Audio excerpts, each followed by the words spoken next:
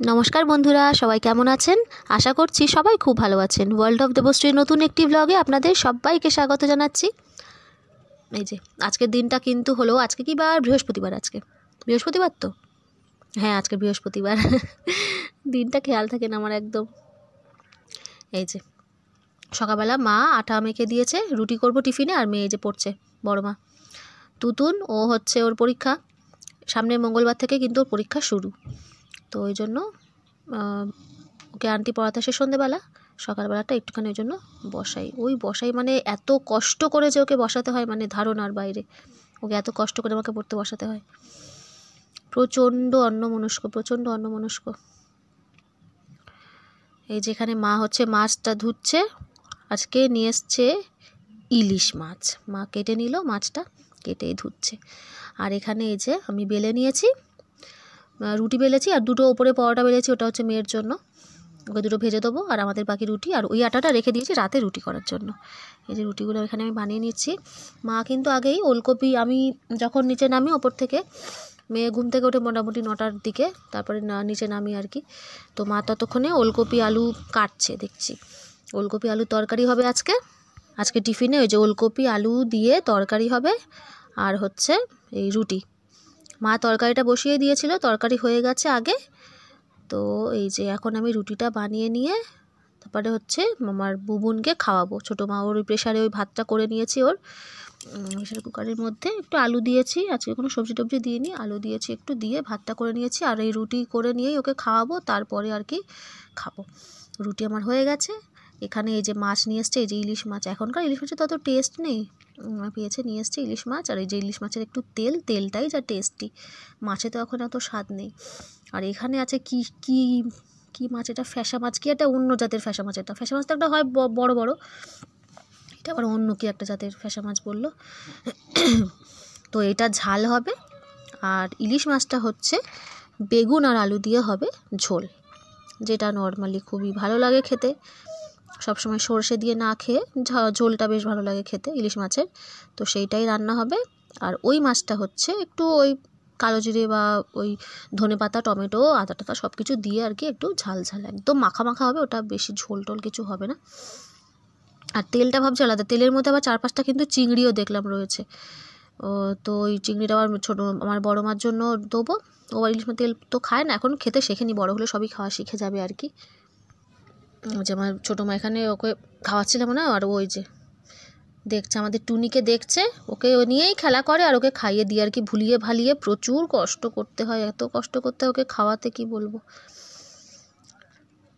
এখানে মাছের তেলটা আগের দিনের আনা ছিল, কিন্তু মাছের তেল একটু কাঁটা টাটা সমেত আছে আর কি, পুরো সেই তেল নয় আর কি, একটু কাঁটা সমেত সমেত আছে, মানে মাছের যে মাথার যে কাঁটাটা সেইটা আর কি।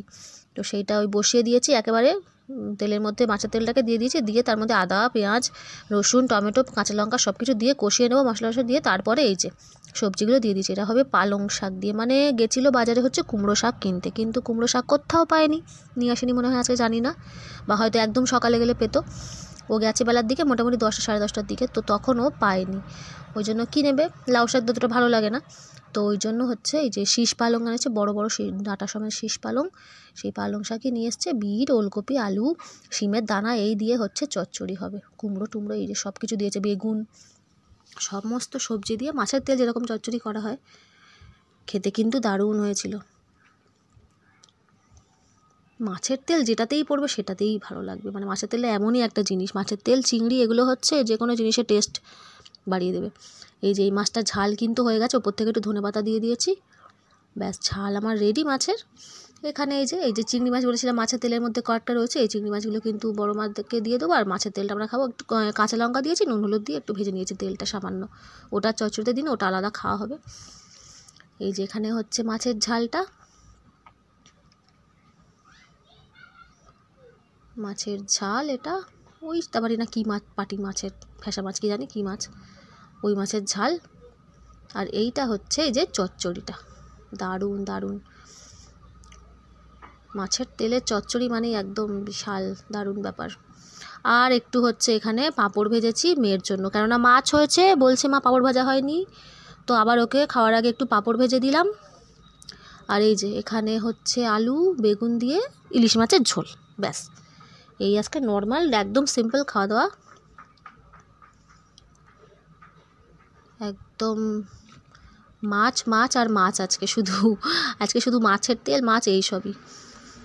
এই যে পাঁপড় ভাজা মেয়ের জন্য মোটামুটি করেছি, তো আমাদের জন্য একটু ভাজলাম সেই যখন ভাজছি। এই হচ্ছে আজকে রান্না বান্না।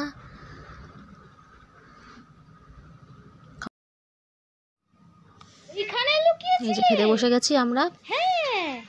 আমরা না, মানে হচ্ছে বাবা বসেছে, মা বসেছে, আর হচ্ছে বড় মা খাচ্ছে। বড় মাছকে টিভি দেখে খায়নি ও ঘরে, বড় মাছকে এখানেই খাচ্ছে। এই যে একটু কার্টুন চালাতে হয়েছে, কিছু তো চালাতেই হবে, ভীষণ বদমাশি করে না হলে, তো ওই জন্য একটুখানি কার্টুন চালিয়েছি। ওকে আবার টাইম দিয়ে দিই, এই টাইম অবধি পাবি, যদি খাওয়া শেষ হয় তো থাকবে, তা না হলে তুই পাবি না।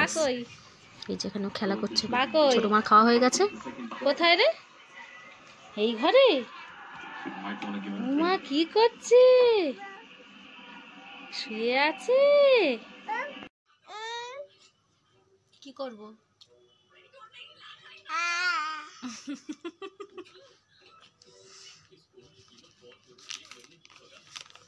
কি করবো? লিখবো? তুমি লেখো, তুমি লেখো। আচ্ছা আমি লিখবো। এই যে না,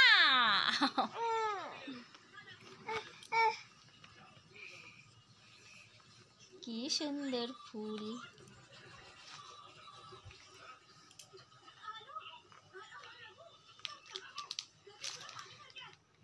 শুভ সন্ধ্যা বন্ধুরা।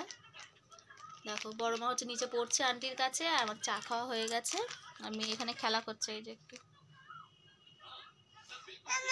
আমা, না ওগুলো নেয় না, দিদি রেখেছে, এগুলো নিয়ে তুমি শুধু গালে দিয়ে দাও, তো শুধু দিদি রেখে দিয়েছে, ওতে দাও, আমাকে দিয়ে দাও। চলো দেখতে থাকো। এই যে রাত্রিবেলা এটা খাওয়ার পরে, রাত্রিবেলা ওপরে এসে দুই বোনের এই কুস্তি চলছে। ও দিদির পিঠে চড়বে, আর ও হচ্ছে উঠে নিতে পারে ওকে পিঠে উঠে, কিন্তু এই যে বসে বসে ওকে নিয়ে ও ভয় পাচ্ছে, বনু পড়ে যাবে, ওই জন্য ও পারে ওকে নিতে, ওই জন্য কিন্তু ও দিদির পিঠে উঠবেই। ওই বদমাশি, এত বদমাশি একে যে আমি ভাবি কি এ বড় হলে কি হবে কে জানে, এখনই এত বদমাশ। ও দিদি ছোটোবেলায় এত বদমাশ ছিল না, এত দুষ্টু ছিল না। ও ভীষণ দুষ্টু, আমার ছোটো মাটা ভীষণ দুষ্টু। ও হচ্ছে সবাইকে ইচ্ছা করে খিমচে খিমচে কাটবে মুখে।